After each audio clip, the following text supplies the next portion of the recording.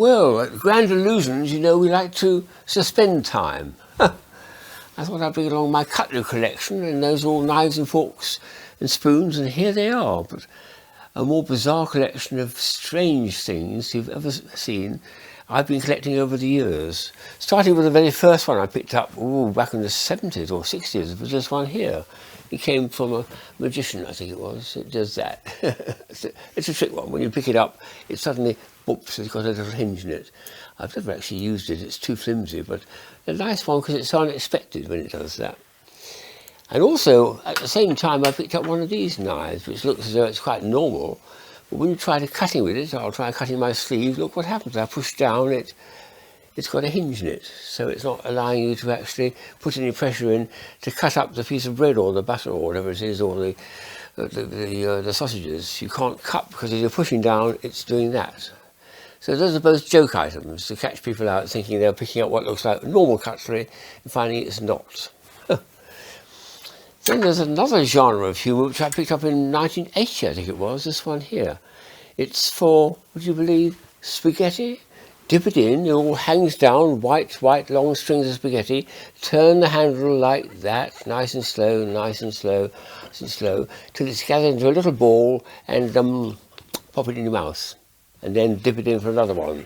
Whirly, twirly, twirly. Somewhere in my collection, I think I've got a battery-operated version of this to save you having to do this. If I find it, I'll show you another time. But for now, it's just as much fun to turn the handle, isn't it? Dip it in, turn the handle, put it in your mouth, and have another bite of spaghetti.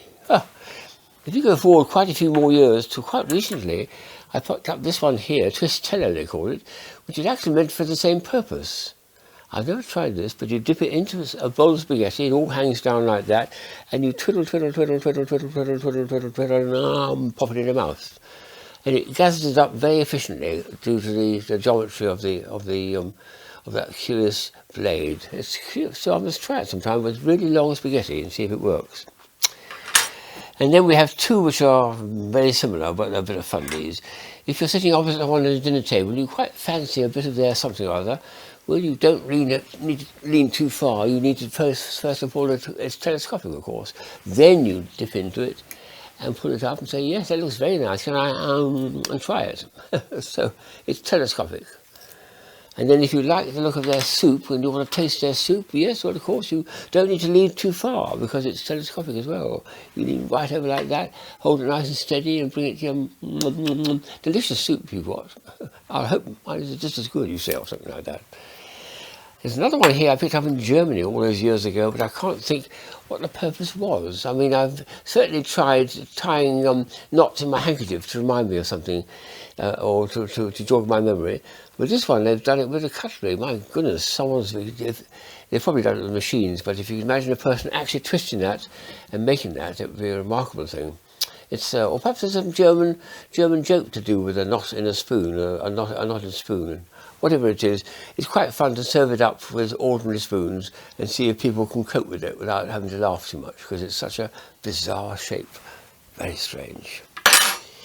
There's another one quite sensible here, which is not one that's not quite so strange as you think it is. It looks like a negative spoon and a negative fork. I mean, you know, the fork is inside out, or it's not there, it's the air gap.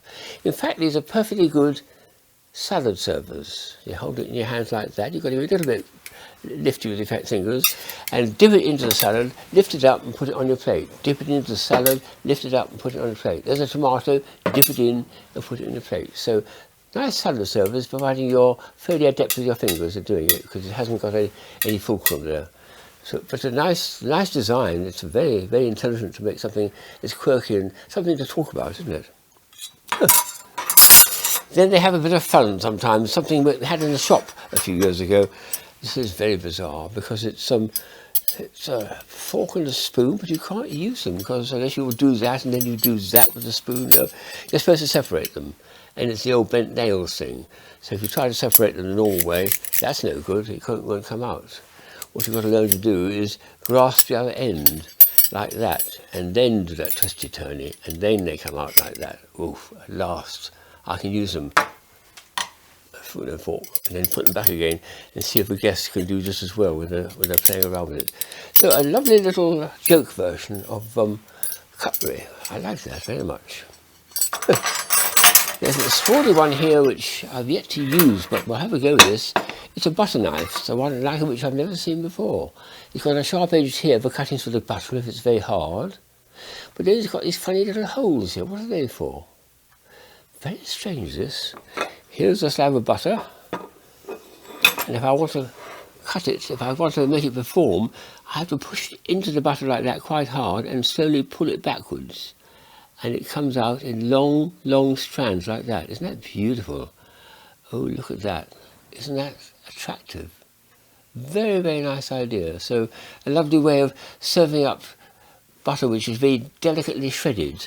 Makes it easier to spread on your bread or something like that. That's a very, very nice and sensible bit of cutlery. Then if you're trying to bant a bit and cut back on the sugar you take, you can always go for one of these, which is half a spoon. Or I'll just have half a spoon in my tea or your coffee, you say. This actually has been made like that with a wall, just here, a flat wall, so it's exactly half a teaspoon. And the company made it, and they put a nice silver gloss on it as well, so it works very well indeed, but you only get half measure, which is very sensible.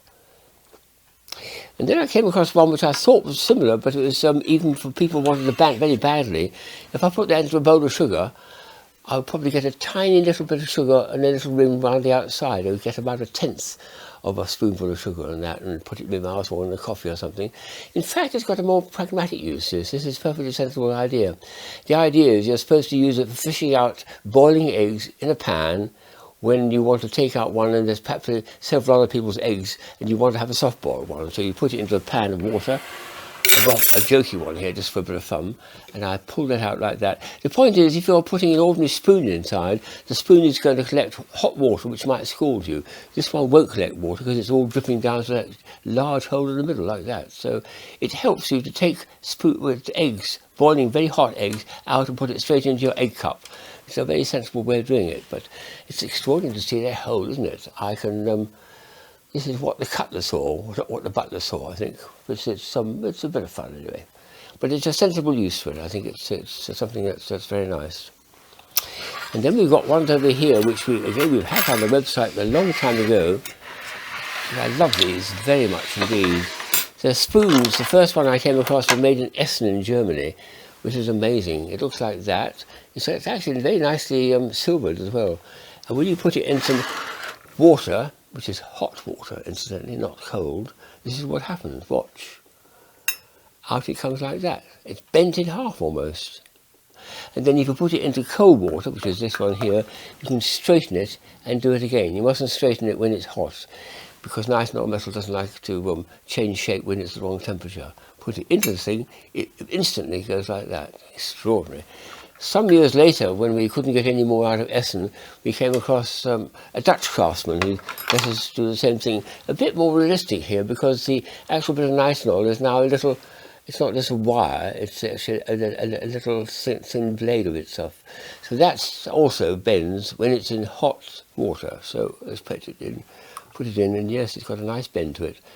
Almost 90 degrees. Almost 90 degrees. Again, you shouldn't straighten these ones if you ever come across them until you've cooled it down in cold water, and then it's soft and pliable and safe to spin and do it again. That's almost the shape it should be, and when it's put into here, it instantly turns into a right angle. Wonderful. We'll put it in there, so not come up. So a lovely idea that, and as and when we can get some more of these, I'd love to see them back at our shop. The last item is something made by a chap who was slightly dodgy. He was doing sort of things and playing with illicit substances like drugs, in and out of jail for short times, but he loved playing around with forks and spoons and things, and this was a fork game he made. What's the point of that? Well, it's something bizarre happens, because if I balance that on my finger, he so arranged it, it makes a perfect balance. And where my top of my small finger is exactly the balance point. And then, just to save you having to not hurt your finger, he made the other half, which is a stand. I'll put my glasses on this because it's a very, very small point that I've got to put on. But if I do this, and I'll put it forward like this, and I'll balance it on the point of the thing like that, and it's perfectly balanced. And look at that, it spins and rocks beautifully. Isn't that superb? So there we are, we're still suspending time, and it's been a lot of fun to show you these because they're a very unusual part of my collection is the cutlery. Have a look yourself at knives, forks and spoons and see what you can find.